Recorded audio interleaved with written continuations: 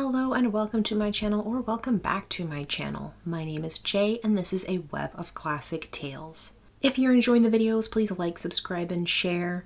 If you want a notification every single time a new video is uploaded, please click the little bell icon. Today we will finish reading Richard Connell's The Most Dangerous Game. Rainsford had fought his way through the bush for 2 hours. I must keep my nerve. I must keep my nerve, he said through tight teeth. He had not been entirely clear-headed when the chateau gates snapped shut behind him. His whole idea at first was to put distance between himself and General Zaroff. And to this end he had plunged along, spurred on by the sharp roars of something very like panic. Now he had got a grip on himself, had stopped, and was taking stock of himself and the situation. He saw that straight flight was futile. Inevitably, it would bring him face to face with the sea. He was in a picture with a frame of water, and his operations clearly must take place within that frame. "I'll give him a trail to follow," muttered Rainsford, and he struck off from the rude path he had been following into the trackless wilderness.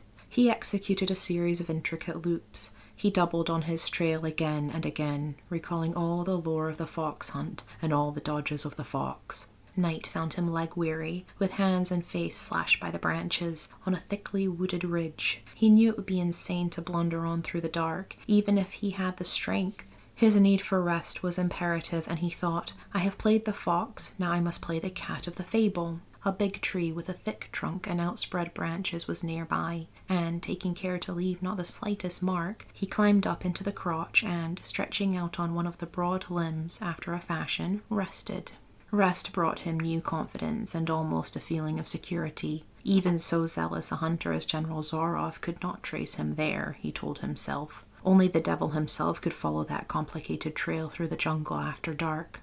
But perhaps the general was a devil. An apprehensive night crawled slowly by like a wounded snake, and sleep did not visit Rainsford, although the silence of a dead world was on the jungle. Toward morning, when a dingy grey was varnishing the sky, the cry of some startled bird focused Rainsford's attention in that direction. Something was coming through the bush, coming slowly, carefully, coming by the same winding way Rainsford had come. He flattened himself down on the limb and, through a sea of leaves almost as thick as tapestry, he watched. That which was approaching was a man. It was General Zaroff. He made his way along with his eyes fixed in utmost concentration on the ground before him. He paused, almost beneath the tree, dropped to his knees, and studied the ground. Rainsford's impulse was to hurl himself down like a panther, but he saw that the general's right hand held something metallic, a small automatic pistol. The hunter shook his head several times as if he were puzzled. Then he straightened up and took from his case one of his black cigarettes. Its pungent, incense-like smoke floated up to Rainsford's nostrils.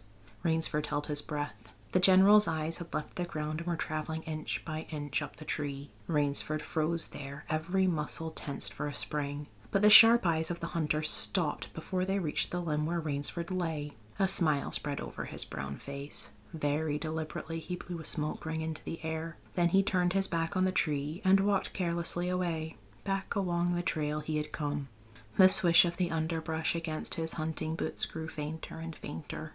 The pent-up air burst hotly from Rainsford's lungs. His first thought made him feel sick and numb. The general could follow a trail through the woods at night. He could follow an extremely difficult trail. He must have uncanny powers. Only by the merest chance had the Cossack failed to see his quarry. Rainsford's second thought was even more terrible. It sent a shudder of cold horror through his whole being.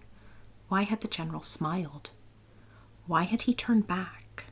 Rainsford did not want to believe what his reason told him was true, but the truth was as evident as the sun that had by now pushed through the morning mists. The general was playing with him. The general was saving him for another day's sport. The Cossack was the cat. He was the mouse. Then it was that Rainsford knew the full meaning of terror. I will not lose my nerve. I will not. He slid down from the tree and struck off again into the woods. His face was set, and he forced the machinery of his mind to function. 300 yards from his hiding place, he stopped where a huge dead tree leaned precariously on a smaller, living one. Throwing off his sack of food, Rainsford took his knife from its sheath and began to work with all his energy. The job was finished at last. He threw himself down behind a fallen log 100 feet away. He did not have to wait long. The cat was coming again to play with the mouse. Following the trail with the sureness of a bloodhound came General Zaroff. Nothing escaped those searching black eyes. No crushed blade of grass, no bent twig, no mark, no matter how faint, in the moss. So intent was the Cossack on his stalking that he was upon the thing Rainsford had made before he saw it. His foot touched the protruding bough that was the trigger. Even as he touched it, the general sensed his danger and leaped back with the agility of an ape.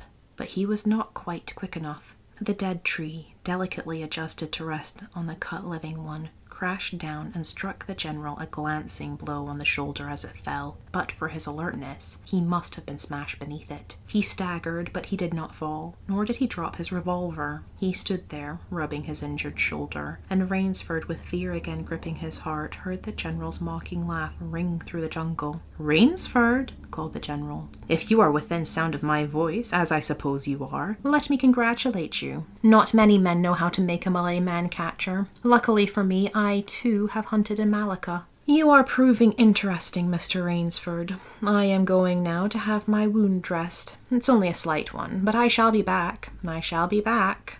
When the general, nursing his bruised shoulder, had gone, Rainsford took up his flight again.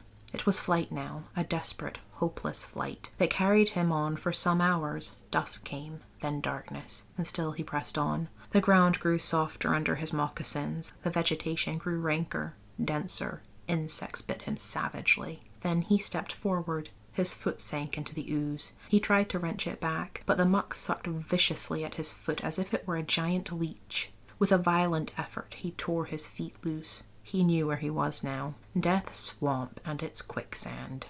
His hands were tight closed as if his nerve were something tangible that someone in the darkness was trying to tear from his grip. The softness of the earth had given him an idea. He stepped back from the quicksand a dozen feet or so and, like some huge prehistoric beaver, he began to dig.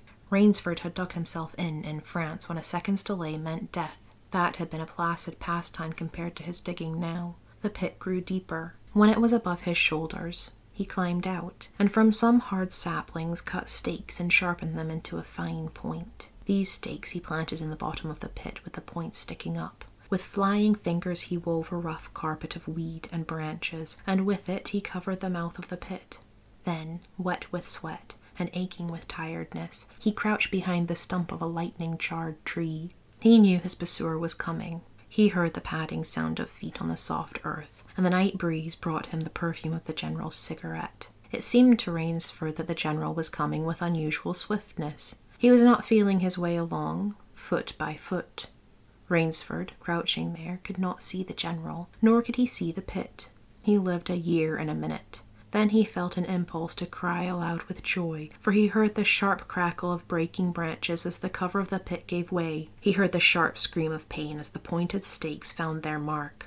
He leapt up from his place of concealment. Then he cowered back. 3 feet from the pit, a man was standing, with an electric torch in his hand. "You've done well, Rainsford," the voice of the general called.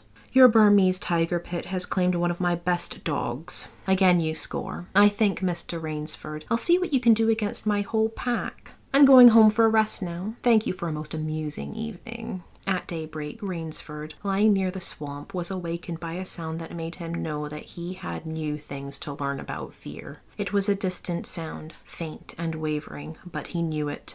It was the baying of a pack of hounds. Rainsford knew he could do one of 2 things. He could stay where he was and wait. That was suicide. He could flee. That was postponing the inevitable. For a moment he stood there, thinking. An idea that held a wild chance came to him, and tightening his belt he headed away from the swamp.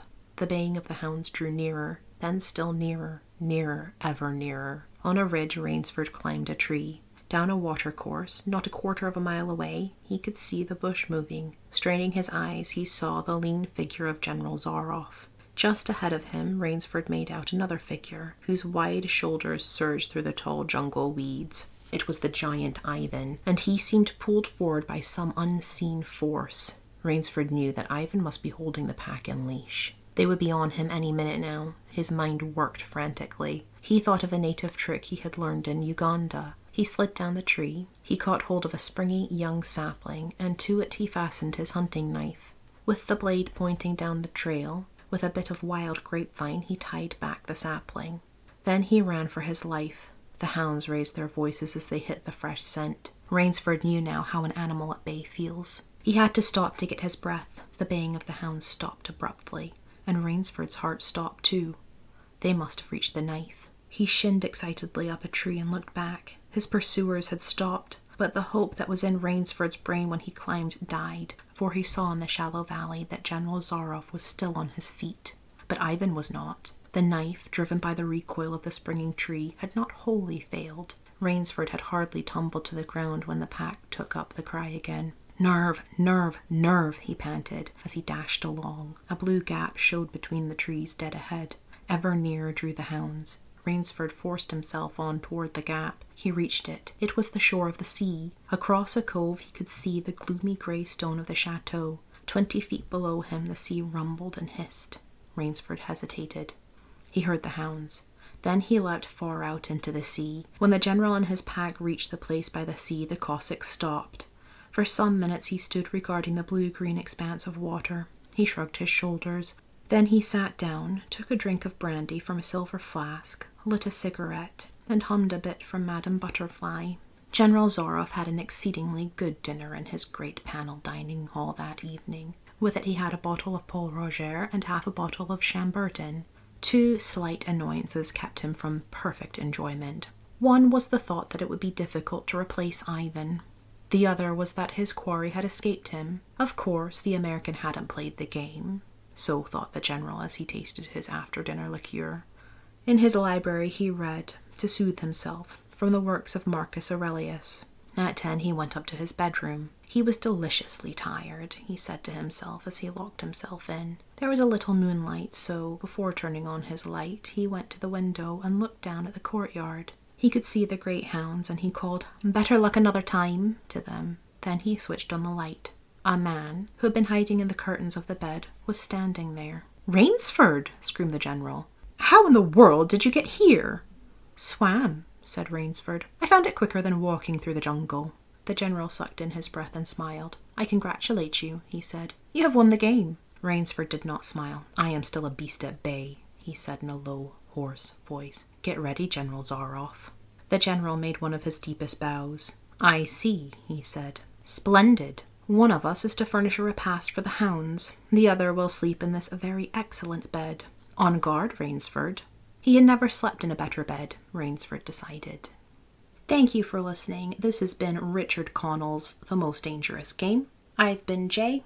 This has been a Web of Classic Tales. Please like, subscribe, and share. Click the bell icon for notifications. I hope you're having a fantastic day. Have a nice life, and I'll see you next time with the next classic tale.